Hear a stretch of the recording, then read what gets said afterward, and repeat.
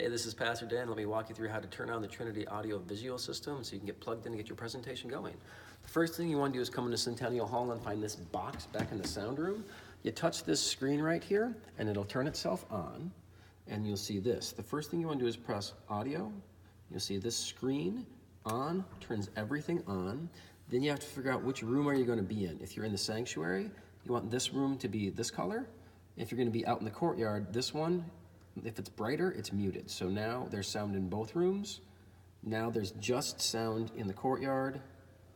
Now there's just sound in Centennial Hall. So we'll turn the sound on in the courtyard because that's what many people are going to be doing.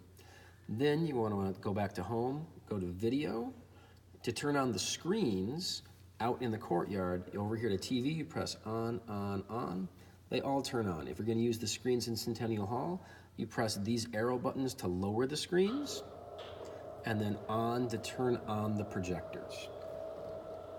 And there the screens come down, and they should be turning on. The last thing you're going to want to do to get your screen projected is you go over here to this button on the end, and you're going to want to find your iMac main, and we're going to talk about that here in a second. What you'll do is you'll press that button and then push where you want it to go. So these are the lobby TVs, and this one are the projectors here in the sanctuary. To plug your device in, you're going to need an HDMI cord, and whatever your device is that is HDMI compatible. You're going to want to take this HDMI port, pull it out, plug your cord in, right there. Then you're going to want to plug into your device. And now if you look at the screen here, your screen will pop up in one of these locations. Right there, that's my laptop. So if it wasn't showing up on the TVs and the projectors, I would press the screen I want and tell it where I want it to go. That's how we get it to where it wants to be. That's how you turn on the video portion of it. The audio portion of it is also pretty simple. If we walk over here to the soundboard, this channel right here is the main soundboard. You want the main up to somewhere around 0 to -10, somewhere in the middle. And then you're going to want to find this microphone known as hand 1. Sometimes it's up on stage by the pulpit lectern. Sometimes it's in this drawer on the bottom of the tower. Sometimes it's next to the soundboard. It's going to be in one of those locations. To turn it on, you press this on button here, hold it down. A green light will turn on. There it is.